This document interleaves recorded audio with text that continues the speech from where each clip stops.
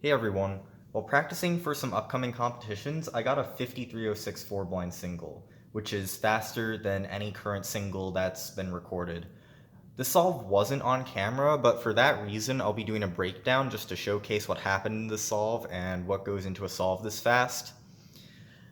Admittedly, it's not the most complicated technique-wise, but I thought it'd still be fun to look into it and what happened and, the thought process behind sub 1 4-blind solves.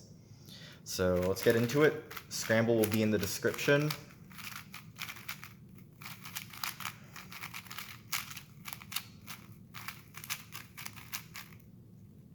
Alright, so we have our Scramble here. This wasn't the orientation I received it in since I tossed the cube before I looked at it at all. So the first thing I actually saw was this face.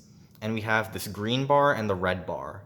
So this gives two different options for where this face could go, which I don't want to decide on yet. So what I did was I looked around for the next bar. I saw this orange one.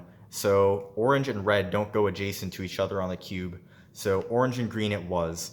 So I put it like this because I have green in front, orange on left in my orientation, and I immediately see this white bar up here.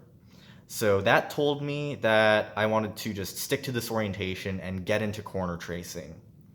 One thing I've been working on in my 4-blind solves lately is not spending too long on reorienting at the start of a solve, because previously what I would do is I would look around the cube for every bar and find the optimal orientation every single time. But that ultimately wastes time on more solves than it saves time. So one thing I've realized lately is that if I see 3 bars around a corner, it's virtually impossible to find a better orientation. So even without looking at the rest of the cube, I can pretty confidently say that this is going to be the best orientation. I can start tracing corners. So you have UFR, we go here, and while I'm looking at the back of this corner, since I don't do 2-color recognition for big blind, I saw this blue bar back here, which even more strongly confirms what I thought about the orientation, since I have blue on the back in my solved orientation.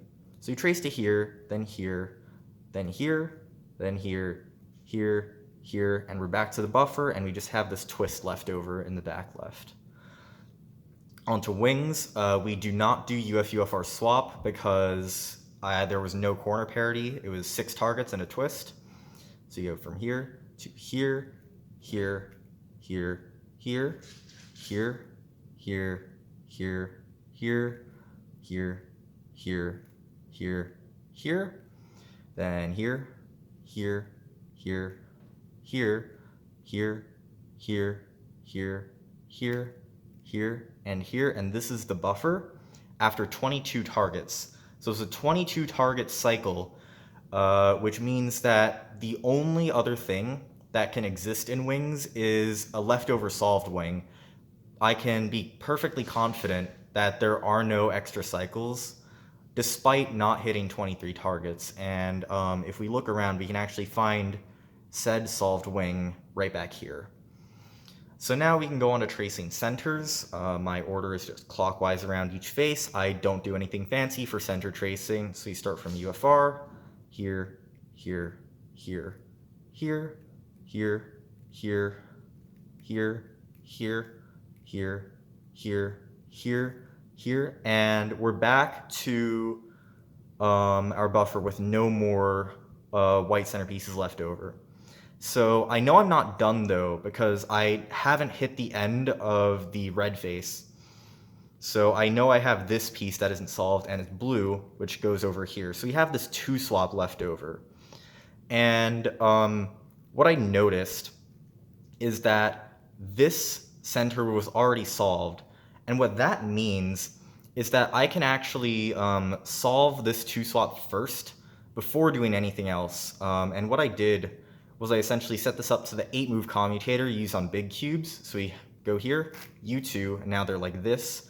And using this piece, we can do that, and we do this 2 swap. Now we have here to here, U wide prime, like that, here to here to here. Do a D to set this up back here. Now I have here to here to here. And actually, the last move of that last commutator was u prime. And in the solve, I canceled it. So with the u2 that we start with here. So I actually just did a u there. And then here to here to here.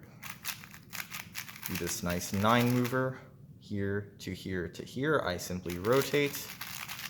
And now here to here to here. We move this into the front.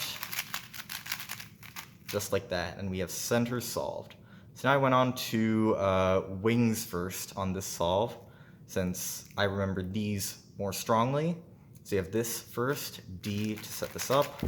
Now we have here to here. I do an R wide 2, like that. Now here to here to here. Nice simple 9 mover. Here to here to here, like that. Now we have this, very simple case. This is also an 8 mover with F moves, here to here to here. Call me crazy, I do that alg. Here to here to here. Do that. Now this, U wide, like that. This is a very simple one, prime to set up an 8 mover. And here to here to here is an 8 mover. Now we're left with corners. We have here to here to here. I just do an RUL alg, like this. Here to here to here. Now this to this to this. I do this 12 move RUF alg, and I actually canceled right into this final twist. So if I undo this, we have RU, but then the first moves of the twist are U prime R. So again, I actually had a pretty significant lockup there in the solve, but this was all good enough for a 5306. That was 22 algs, 4 algs in corners, 11 algs in wings, and 7 algs in centers. So that's 2 better than average. And if we assume that the solve time scales linearly with alg count, this actually could have been a 57 on 24, interestingly enough. So yeah, overall, like a pretty straightforward solve, but there were a couple of cool things that I wanted to at least share and give a little bit of insight on. And also, you know, just give people a heads up that comps are coming back, I'm coming back, and the 102 is not going to stand for much longer. Anyway, thanks for watching, everybody. Please leave a like and subscribe if you want to see more blind solving content, and I'll see you next time. Bye.